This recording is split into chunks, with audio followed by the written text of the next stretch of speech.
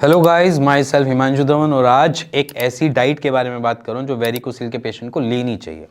अब वेरिकोसील के पेशेंट को लेनी क्यों चाहिए उसके पीछे भी रीजंस के साथ दूंगा।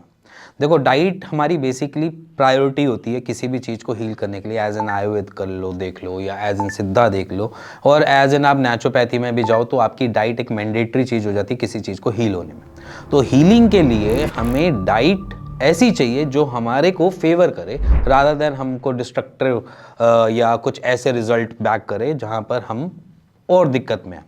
तो सिंपल सी बात समझना, हमने करना क्या है।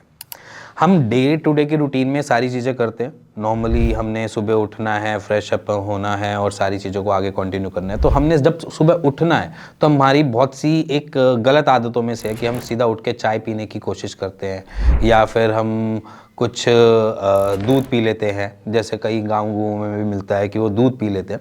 आपने वही चीज़ें नहीं करनी जिसकी वजह से हमारी बॉडी में इन्फ्लेमेशन बढ़े, क्योंकि एक इन्फ्लेमेशन एक ऐसा पार्ट होता है जब हमें पेन मिलता है, जिसकी वजह से हमें पेन मिलता है। हम इस वक्त क्या करेंगे, सबसे पहले हम एक गिलास लेंगे, उसको आधा ही फिल करेंगे, उसके अंदर थोड़ी सी हल्दी डालेंगे, थोड़ा सा पानी डालेंगे और हल्का सा नींबू डालेंगे, और उसको थोड़ा सा क्या करेंगे, ल्यूक वाटर की तरफ लेके जाएंगे, मतलब थोड़ा सा गर्म गुनगुना करेंगे। फिर उसको सिप सिप करके पिएंगे। हल्दी क्या करेगी, हमारी इन्फ्लेमेशन को कंट्रोल करेगी। जैसे बड़े बुजुर्ग बोलते आए हैं कि हल्दी पीने से क्या मिलता है, हमें दर्द में आराम। तो हम इन्फ्लेमेशन को कम करने के लिए हल्दी का प्रयोग करेंगे और पानी में डाल के हम उसको सबसे पहले स्टार्टिंग में पिएंगे।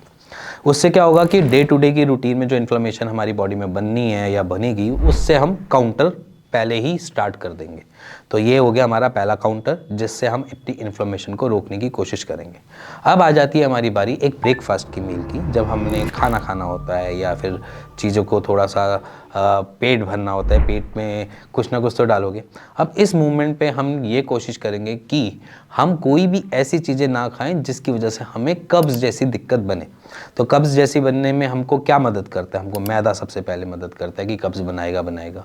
ठीक है, कुछ ऐसी चीज़ें जैसे कि हम बात करते हैं कि आज की डेट में हम दूध को भी देखते हैं, क्योंकि दूध से किसी को क्या होती है, कब्ज़ बनती है। तो दूध को नहीं पिएंगे इस वक्त पे। ठीक है, कोशिश करेंगे ज़्यादा से ज़्यादा हाई फाइबर इनटेक किया जाए। तो इस मोमेंट पे आप क्या करो, इस मोमेंट पे अगर कोशिश रहे तो आप कुछ ऐसी चीज़ें को खाओ जो आपकी फीलिंग तो करे, बट आपको बेसिकली कॉन्स्टिपेशन वाली दिक्कत में ना फंसाए। तो हम यहाँ पर रागी खा सकते हैं, मिलेट्स खा सकते हैं।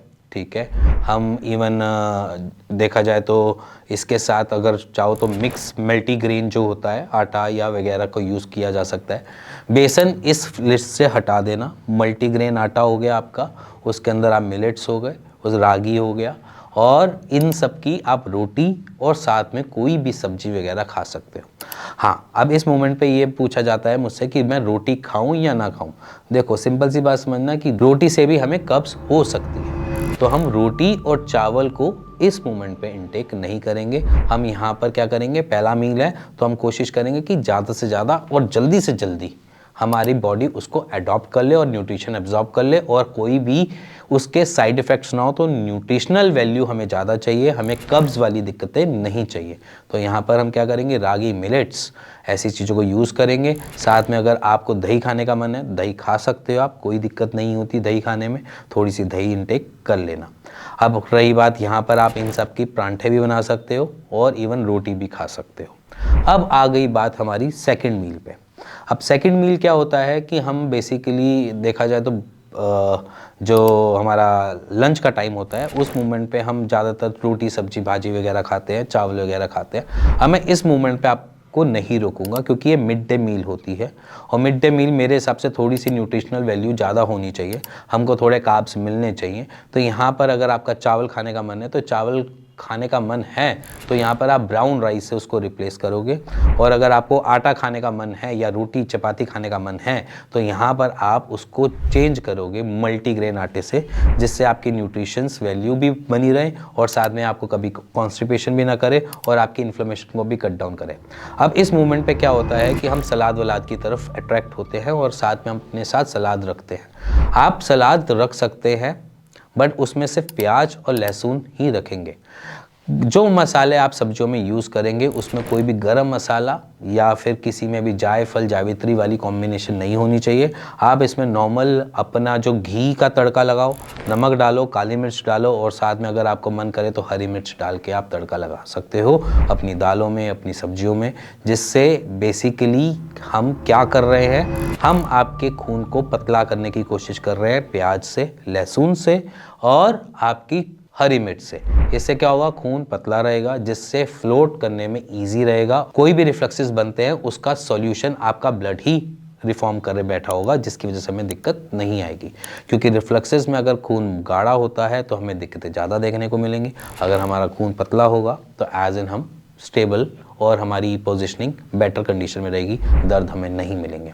तो सिंपली हम क्या करेंगे, हरी मिर्च, लहसुन, प्याज का तड़का लगा सकते हो, काली मिर्च डाल सकते हो, घी डाल सकते हो, नमक डाल सकते हो अपने खाने में। अब यहाँ पर एक और बात रह गई, जिनको बहुत ज़्यादा मिर्चें खाने की आदतें होती हैं लाल मिर्च की, उनको ट्रबल ज़्यादा देखने को मिलती है। तो हम क्या करेंगे, लाल मिर्च को छोड़ेंगे इस मूवमेंट पे और अपने खाने को थोड़ा सा सात्विक की तरफ लेके जाएंगे, हल्का खाना खाने की तरफ लेके जाएंगे।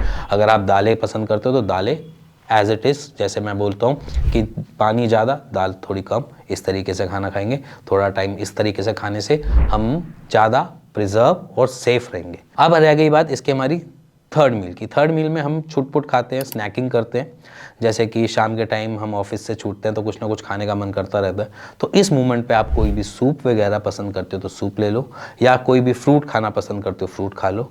आपने मोमोज़ की तरफ नहीं जाना, आपने बर्गर की तरफ नहीं जाना, आपने पैटीज़ की तरफ नहीं जाना, आपने सैंडविच की तरफ नहीं जाना, क्योंकि ये सारी चीज़ें प्रोसेस्ड फूड से रिलेट करती हैं और ये आपको कब्ज़ बना सकती हैं। तो कोई भी ऐसी जगह नहीं जाना।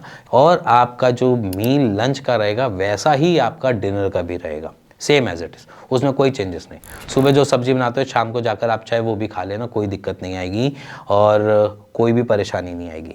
बट अपने मील और अपने सोने के बीच में कम से कम 3 से 4 घंटे का टाइम देना। क्योंकि इसलिए कह रहा हूँ, वैसे तो देखो 2.5 घंटे में आपका ये खाना डाइजेस्ट हो जाएगा जिस टाइप का मैंने खाना आपको बताया, बट हम एक स्पेयर लेके चलते हैं 1 घंटा, और 1 घंटा इसलिए स्पेयर लेके चलते हैं कि आपका डाइजेस्ट हो गया और आप फिर सोने चले गए। नहीं तो क्या होता है, खाना पड़ा रहता है आपके माइंड के साथ, आपकी बॉडी रेस्ट में जाती है और जब वहाँ पर रेस्ट में जाती है तो उसको काम करना पड़ता है, तो वो आलतू फालतू काम करते हैं जिसमें उसको भी मज़ा नहीं आ रहा होता और आपके शरीर को भी दिक्कत आ रही होती है। एज दिन सुबह उठ के हमें कब्ज़ मिलती है। तो ये कुछ चीज़ें मैंने आपको जो बताई हैं, ये एक नॉर्मल मील वेरिकोसिल के पेशेंट की होनी चाहिए। अब कुछ पेशेंट मुझसे पूछते हैं थोड़ा सा अचार खा लिया जाए, या फिर थोड़ा सा हम बाहर का गोलगप्पे वगैरह खा लें, या फिर भल्ला पापड़ी खा लें। तो मैं आपको सिंपल कहता हूँ कि अगर आपका मन करे तो आप खा सकते हो, बट उसके बीच में भी आपका 1 हफ्ते का इंटरवल होना चाहिए। जैसे कि हम भल्ले भल्ले खा सकते हैं, पापड़ी नहीं खा सकते, पहला, क्योंकि पापड़ी मैदे की बनी होती है, ठीक है। अब रह गई बात यहाँ पर आपकी गोलगप्पे की। गोलगप्पे भी आप खाते हो तो 2 तरीके के गोलगप्पे मिलते हैं, सूजी के और आटे के, तो आटे के प्रेफर कर लो, ठीक है। या फिर आपका अगर अचार खाने का मन करता है अपने खाने के साथ, तो कोशिश करो कि राई वाले अचार की तरफ जाया जाए रादर देन वो मसालों वाले अचार की तरफ, जहाँ पर मिर्च विर्च नमक वमक बहुत ज़्यादा होता है। आपने वहाँ पर नॉर्मल अचार रखना है एज इन राई का, और सिर्फ राई और सॉल्ट वाला अचार आज की डेट में मिल जाता है। आप गाजर का अचार चाहो तो गाजर का अचार खाओ, जिसका भी अचार खाओ, थोड़ा सा टेस्ट के लिए, स्वाद के लिए साथ रख सकते हो। सो इसी के साथ मेरे हिसाब से वेरिकोसिल के पेशेंट को समझ आ गया होगा कि सुबह से शाम कैसे खाना है और किस तरीके से अपनी बॉडी को न्यूट्रिशन देने हैं, जो हमारे वेरिकोसिल को कंट्रोल भी करे, स्टेबल भी करे और ठीक भी करे। इसी के साथ मिलेंगे नेक्स्ट वीडियो के लिए, तब तक goodbye and take care.